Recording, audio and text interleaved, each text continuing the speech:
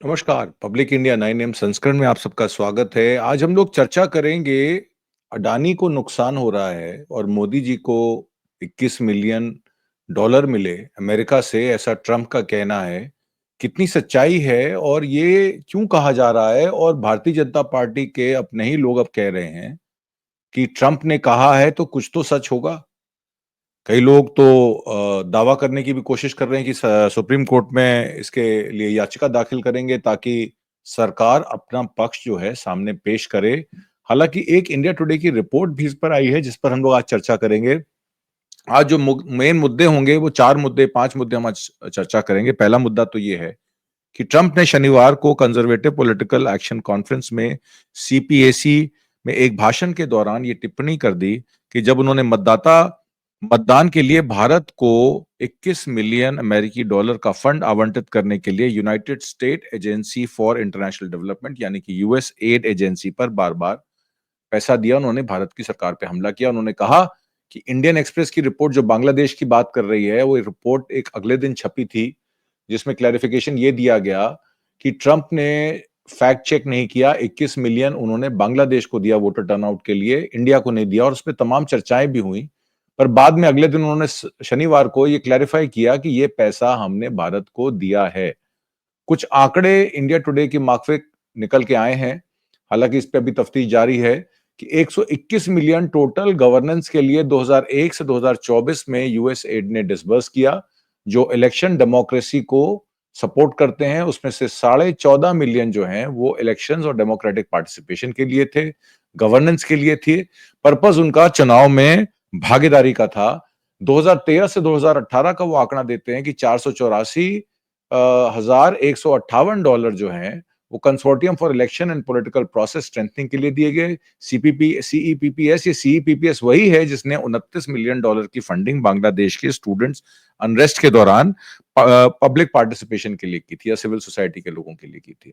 और दूसरी तरफ democratic participation in civil society 2013 में और 2020 से 2024 में 14.1 मिलियन डॉलर इस विभिन्न एजेंसियों के थ्रू, जिसमें national democratic institute 7.65 million, RTI international 2.3 million, enterprise US 1.9 million, enterprise non US others 1 million और अदर्स 1.3 मिलियन। ये आंकड़ा इंडिया टुडे के माकिफ आया है, जिसमें वो ये कहते हैं कि 14 मिलियन डॉलर 2023 और 2024 के दरमियान भारत को दिए गए। पर भारत सरकार इस बात पर पुष्टि अभी नहीं कर रही है। दूसरा मामला जो है वो है ब्लूमबर्ग बिलियनर्स इंडेक्स के अनुसार अडानी समूह के अध्यक्ष गौतम अडानी की इस साल संपत्ति में दूसरी बड़ी गिरावट आई है। सबसे बड़ी गिरावट एलन मस्क की संपत्ति में आई है और दूसरी बड़ी गिरावट गौतम अडानी की संपत्ति में आई है। ये सारा मामला क्या है, इस पर भी हम चर्चा करेंगे। तीसरा मामला वीना रेड्डी को लेकर है। यूएसएआईडी की इंडिया की पूर्व निदेशक जो 21 मिलियन डॉलर की फंडिंग को लेकर आलोचना का सामना कर रही हैं। आंध्र प्रदेश मूल की एक अमेरिकी राजनयिक जो है वो यूएस सीनियर फॉरेन सर्विस की कैरियर सदस्य हैं और ठीक जून 4 के इलेक्शन के रिजल्ट के बाद 1 महीने बाद वो यूएस वापस चली जाती हैं। उनके बारे में भी चर्चा करेंगे। और भारतीय कूटनीति में जहां शब्दों को अस्पष्टता का कागार पर नाचने के लिए तैयार किया जाता है, विदेश मंत्री एस जयशंकर ने भी कुछ ऐसी ही बात की है। अगर राजनयिक कलाबाजी ओलंपिक खेल होती तो यूएसएआईडी घोटाले पर उनकी हालिया प्रदर्शन उन्हें 10 में से 10 अंक देता। ध्यान भटकाने में शानदार, गुमराह करने में माहिर और अपनी निडरता में विस्मयकारी एस जयशंकर के बारे में भी हम चर्चा करेंगे। और आखिर में कांग्रेस ने भारत सरकार से एक श्वेत पत्र जारी करने की क्यों मांग की, जिसमें पिछले कुछ वर्षों में देश के सरकारी और गैर सरकारी दोनों संस्थानों को अमेरिकी एजेंसी द्वारा वित्तीय सहायता या वित्त पोषण का विवरण दिया जाना चाहिए। तो कांग्रेस कह रही है कि अगर हमने पैसा लिया तो हम उसको डिनाई नहीं कर रहे हैं, पर मोदी सरकार अपने आप को दूध में धुला क्यों बता रही है, तो इस पर चर्चा करनी बहुत जरूरी है। तो ये मामले हैं जिस पर हम आज चर्चा करेंगे। गौतम अदानी के मामले में मैं आपको इतना बता दूं कि गौतम अदानी जो अब सूचकांक में 23वें स्थान पर हैं, उनकी कुल संपत्ति 11.9 बिलियन डॉलर घटकर 66.8 बिलियन डॉलर रह गई है। 11.9 मतलब 12 बिलियन डॉलर की उनको नुकसान हुआ है। जबकि एलन मस्क को 35.2 बिलियन डॉलर की बड़ी गिरावट का सामना करना पड़ा है, जिससे उनकी कुल संपत्ति घटकर 397 बिलियन डॉलर रह गई है। उसके बाद और बिलियनर्स हैं, उनका नाम आता है।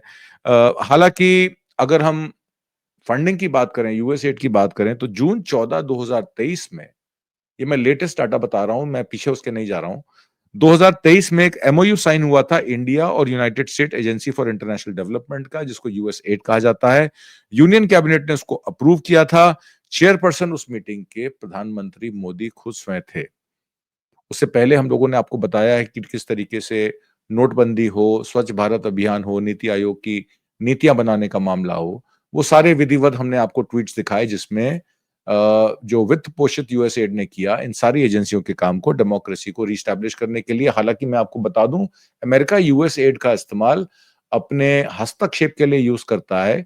जहां जहां डेमोक्रेसी है, वहां वहां वो यूएस एड के द्वारा अपनी पैठ बना के रखता है, ताकि जो भी सरकार वहां काम करे वो अमेरिका के इंटरेस्ट में रहे। और ये सिर्फ इंडिया में नहीं, ये वर्ल्ड ओवर वो करता है। और उसमें कितना फंड उसने फाइनेंशियल ईयर 24 में खर्च किया, इस पर भी हम लोग आगे चल के बात करेंगे। हिस्टोरिक कॉन्टेक्स्ट में आपको ये दे दूं कि फोर्ड फाउंडेशन जो है 1936 में एडसेल फोर्ड द्वारा स्टैब्लिश की जाती है। और सीआईए डीक्लासिफाइड डॉक्यूमेंट्स का अगर माने तो सीआईए के जो एलन डुलेस हैं, सीआईए डायरेक्टर है 1953 से 1961 में, उन्होंने लिंक किया था कि सीआईए और फोर्ड फाउंडेशन और रॉकफेलर फाउंडेशन का आपस में वित्तीय सहायता का पूरा वित्त पोषित करने का पूरा उनका जो है वो ग्राफ है, वो पूरा फ्लो चार्ट है।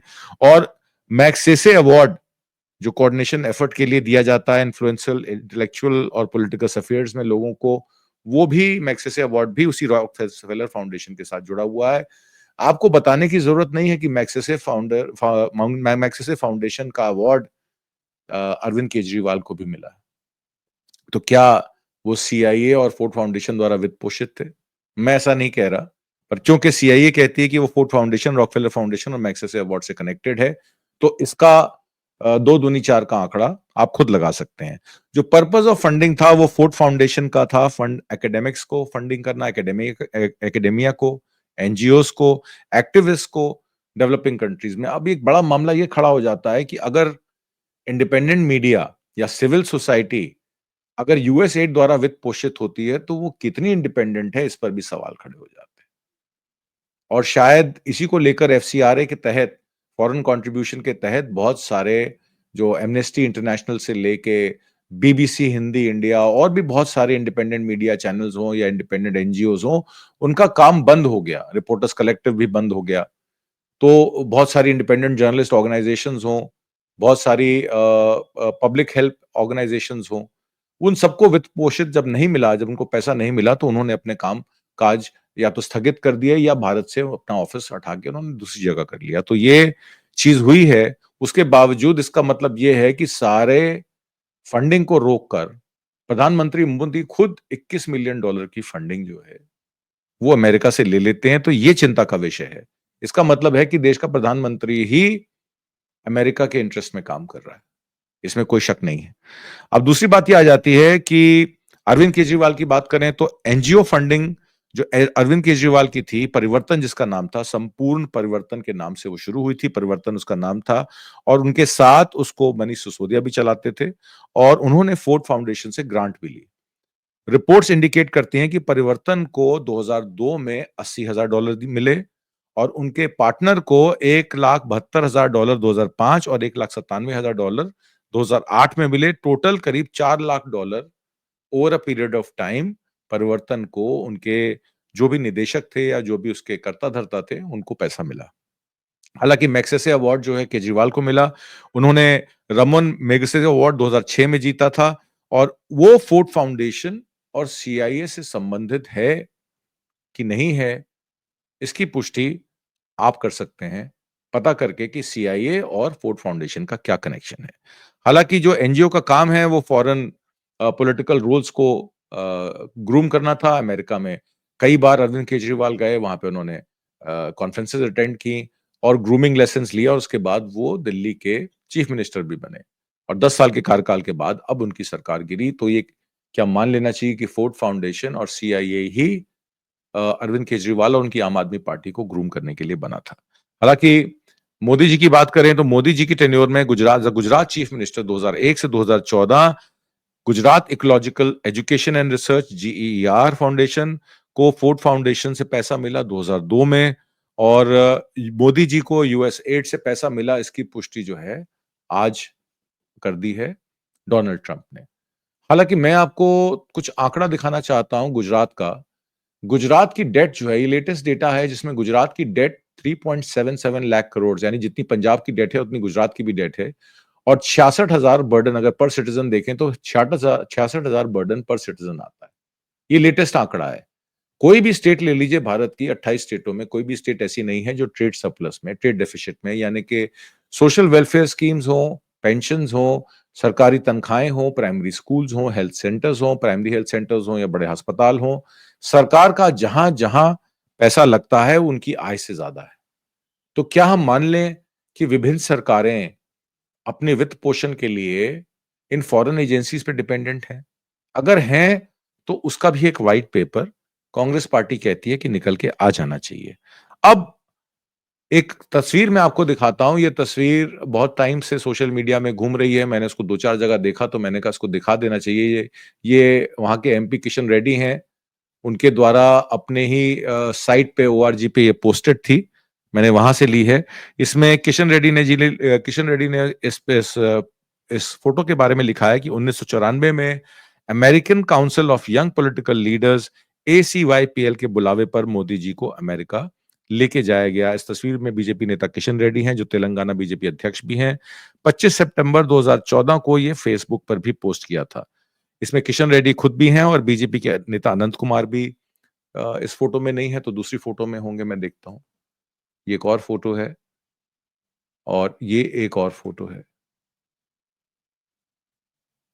इसमें शायद अनंत कुमार नंबर 2 पे हैं लेफ्ट से। तो क्या समझा जाए कि मोदी जी की अमेरिका से सेटिंग 1994 से चल रही है? कौन सा खेला खेला गया? कहा जाता है कि ACYPL और यूएस एड एक दूसरे की मदद करते हैं। दोनों नाम अलग हैं पर काम एक ही है, दोनों मिलकर विदेशों में सरकार बनाते या गिराते हैं। तो ये मान लेना चाहिए कि तो जब बीजेपी यूएस एड और कांग्रेस की साजिश की बात कर रही थी तो वही साजिश शायद यूएस एड और मोदी जी के बीच में हो रही थी। बड़ा इंटरेस्टिंग मामला है।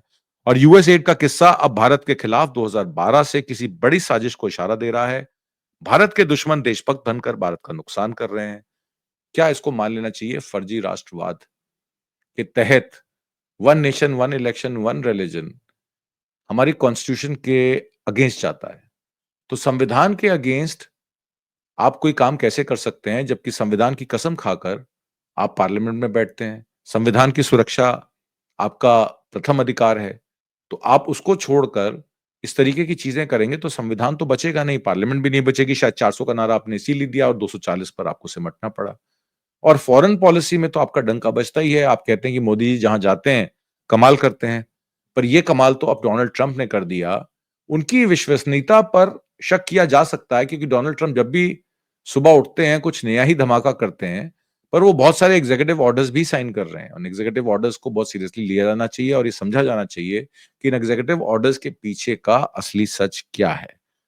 अमेरिकी अभियोजनों के अनुसार 2020 से 2024 के बीच अडानी ने अपने भतीजे सागर अडानी और विनीत जैन सहित सहयोगियों के साथ मिलकर सौर ऊर्जा अनुबंध हासिल करने के लिए भारतीय अधिकारियों को कथित तौर पर $250 मिलियन से अधिक की रिश्वत दी। SECI solar energy corporation of India के तहत आंध्र प्रदेश 1750 करोड़ और महाराष्ट्र, उड़ीसा और बहुत सारी अदर स्टेट्स में भी उन्होंने सोलर कॉन्ट्रैक्ट्स हासिल करने के लिए पैसा दिया क्योंकि उनको कार्बन क्रेडिट्स चाहिए, क्योंकि उन्होंने $1.4 बिलियन की एसीसी अंबुजा सीमेंट की हॉस्टाइल टेकओवर होल्चिन से की थी। और अब सीमेंट को अमेरिका में बेचना है तो कार्बन क्रेडिट्स आपको चाहिए। अगर कार्बन क्रेडिट्स आपके पास होंगे तो आप उसका निर्यात कर सकते हैं। इसके अतिरिक्त अभियोजकों का यह भी दावा था कि अडानी ग्रीन एनर्जी ने झूठे और भ्रामक बयान देकर $3 बिलियन से अधिक का ऋण और बॉन्ड जुटाए। अदानी ग्रीन एनर्जी ने गौतम अदानी और सागर अडानी दोनों के लिए गिरफ्तारी वारंट जारी किए गए हैं। जैसा कि आपको पता है, अमेरिकी अधिकारियों ने परिवर्तन के लिए अंतर्राष्ट्रीय सहयोग की मांग की है। अमेरिकी प्रतिभूति और विनिमय आयोग यानी कि एसईसी, सिक्योरिटी एक्सचेंज कमीशन ने भी संबंधित नागरिक आरोप दायर करते हुए इसमें रुचि दिखाई है। अगर इंडेक्स की माने तो एलन मस्क दुनिया के सबसे अमीर व्यक्ति बने हुए हैं जिनकी कुल संपत्ति $397 बिलियन है। उसके बाद मेटा के सीईओ मार्क जुकरबर्ग हैं, उनकी संपत्ति $2,245 बिलियन है। अमेज़न के संस्थापक जेफ बॉयस तीसरे नंबर पर हैं, उनकी संपत्ति $243 बिलियन की कुल संपत्ति के साथ तीसरे स्थान पर है, एंड सो फोर्थ। तो आंध्र प्रदेश मूल की अमेरिकी राजनयिक पे मैं अब जाऊँगा, जो अमेरिकी राजनयिका हैं, वीना रेड्डी। वो यूएस सीनियर फॉरेन सर्विस की करियर सदस्य हैं। उन्होंने US agency for international development यानी कि यूएसएड के कई प्रमुख पदों पर काम किया है, जिसमें भारत और भूटान के लिए मिशन निदेशक के रूप में वो कार्य में करना शामिल है। 2021 में नियुक्त होने के बाद उन्होंने इन देशों में यूएसएड के संचालन का नेतृत्व करने वाली पहली भारतीय अमेरिका के रूप में इतिहास रच दिया था। इंडिया टुडे के अनुसार रेड्डी ने 17 जुलाई 2024 को लोकसभा चुनाव घोषित होने के 1 महीने से अधिक समय बाद संयुक्त राज्य अमेरिका लौटने की फैसला किया और वो चली गईं। ऑक्यूपेशनल हैज़ार्ड है, जो काम करने आई थी वो काम हो गया, उनको वापस बुलाया गया, वो चली गईं। क्या वीना रेड्डी इस पैसे का जो ट्रांसफर मोदी सरकार को हुआ या मोदी जी को हुआ, क्या वीना रेड्डी उसका मिसिंग लिंक हैं? शायद इस पर भी अब डोनाल्ड ट्रंप को अपनी सफाई देनी पड़ सकती है। हालांकि इंडियन एक्सप्रेस की मैंने आपको खबर दिखाई, जिस तरीके से इंडियन एक्सप्रेस ने खबर चलाई कि डोनाल्ड ट्रंप शायद फैक्ट चेक नहीं कर पाए, ये पैसा बांग्लादेश का जो स्टूडेंट अपराइजिंग हुआ था, शेख हसीना की सरकार की दी थी, वहां इस्तेमाल किया गया था। पर उन्होंने क्लियर किया कि $29 मिलियन बांग्लादेश को अलग से गए थे, भारत को $21 मिलियन अलग गए थे और मोदी सरकार को यह पैसा गया है, ऐसा उनका साफ साफ कहना है। अगर पूर्व अमेरिकी राष्ट्रपति ने स्पष्टता के एक दुर्लभ क्षण में एक बार जोर देकर फिर से ये कहा है कि पैसा वास्तव में उनके मित्र मोदी के पास गया है, तो इसमें अब राजनीतिक भूचाल आना लगभग तय था और राजनीतिक भूचाल आ गया है। कांग्रेस जो हमेशा घोटालों में लिप्त पाई जाती थी, या लोग कहते थे कि 2G घोटाला, 3G घोटाला, कोल स्कैम घोटाला, 600 करोड़, 700 करोड़, सीएजी की रिपोर्ट आती थी विनोद राय साहब की। तो इससे बड़ा घोटाला अगर कोई हो सकता है, तो आप मुझे बता दीजिए। मुझे तो लगता है कि हमारे 74 साल में मोदी जी जो काम करते हैं, 55 साल के कांग्रेस के रूल में जितना काम हुआ, उससे बढ़-चढ़ के मोदी जी ने काम किया। चाहे वो बुलेट ट्रेन लाने की बात हो, चाहे वो स्टीमर चलाने की बात हो, रिवर लिंकिंग हो, भारतमाला हो, सरदार पटेल की मूर्ति हो। तो शायद भ्रष्टाचार में भी मोदी जी ने कांग्रेस पार्टी को पीछे छोड़ दिया, ऐसा मान लेना चाहिए। हालांकि जयशंकर साहब ने भी एक शानदार बैकलिफ्ट मारी है। उन्होंने कहा हां, भारत को पैसा दिया गया था। वो तो डिनाई नहीं कर रहे, मोदी जी का तो जबान नहीं खुल रही है। एस जयशंकर साहब कह रहे हैं नहीं, भारत को पैसा दिया गया था। और उन्होंने ये भी कहा कि ये मतदाताओं को लुभाने के लिए रिश्वत नहीं थी, इसके बजाय इसे सद्भावना में दिया गया था। अब सद्भावना क्या होती है? अगर आपने सद्भावना में पैसा लिया तो आपको डिक्लेयर करना चाहिए था कि सद्भावना के लिए भारत अमेरिका रिलेशनशिप या उनके जो संबंध हैं वो इतने मजबूत हैं कि सद्भावना के लिए अमेरिका भारत को $21 मिलियन का गिफ्ट दे रहा है, तो आप भी इस पे सद्भावना की बात को जो है वो डिक्लेयर कर देते। क्या ये सद्भावना शब्द आपके द्वारा ली गई रिश्वत के मामले को शांत करता है या इन पापों को ढक देता है? तो मेरा ऐसा मानना है नहीं है। एक ऐसा शब्द जो इतना लचीला है, ये आर्थिक बेलआउट से लेकर अंडर द टेबल राजनीतिक योगदान तक फैल सकता है। ऐसी उम्मीद की जा सकती है कि अंडर द टेबल दिया गया या ओवर द टेबल दिया गया, इसकी क्लैरिफिकेशन आनी चाहिए। और वहां ये आधिकारिक स्पष्टीकरण के रूप में क्यों नहीं आ रहा है और अनौपचारिक भाषा में इस्तेमाल क्यों किया जा रहा है, इस पर भी चर्चा होनी चाहिए। हमें इस बात पर ध्यान नहीं देना चाहिए कि भाजपा ने कई दिनों तक इसे चिल्लाते हुए बताया था कि उन्हें ऐसा कोई फंड नहीं दिया गया है। हमें ऐसा नहीं मानना चाहिए। इस बात पर ध्यान न दें कि सरकार ने ट्रंप के बिना किसी फिल्टर के सच बोलने के बाद ही इस कथित परोपकार के कार्य को सुविधाजनक रूप से अनौपचारिक सद्भावना के तहत दिया बताया है। ये कथा परिवर्तन को चमक कम करने के लिए आंका नहीं जा सकता। ये घोटाला नहीं है, ऐसा नहीं माना जा सकता। ये एक सबसे बड़ा, देश का सबसे बड़ा घोटाला 74 साल की हिस्ट्री में मोदी जी के नाम लिखा जा चुका है। अगर ये उपहार था, तो फिर ये उपहार बताना चाहिए था, इसको डिक्लेयर करना चाहिए था। आपको पता होगा इमरान खान को उपहार के, तोशखाना के उपहारों को ऑक्शन करने या बेचने के लिए ही जेल भेजा गया था।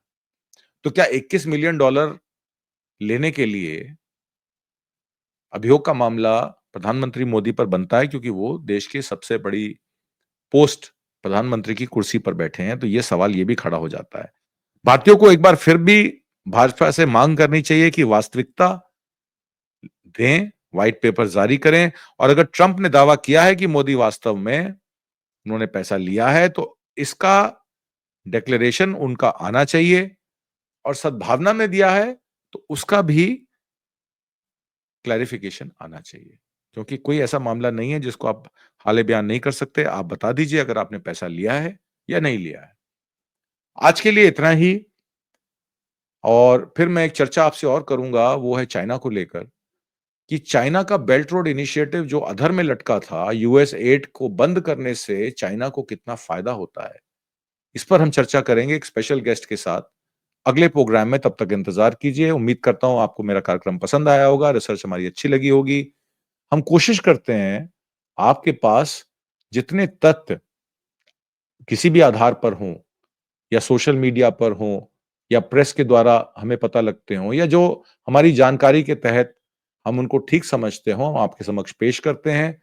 हो सकता है कि उससे कुछ लोगों को इन्फॉर्मेशन जो है वो पूरी तरीके से ठीक ना लगे, कुछ लोग कह रहे हैं कि नहीं आपकी इन्फॉर्मेशन बिल्कुल दुरुस्त है। तो मैं आपसे आग्रह करता हूँ कि अगर आपके पास कोई इन्फॉर्मेशन है तो ज़रूर कमेंट बॉक्स में शेयर कीजिए। हम उस पर भी रिसर्च करेंगे, हम उसको भी पता करेंगे। बहुत-बहुत शुक्रिया आज का प्रोग्राम देखने के लिए। नमस्कार, जय हिंद।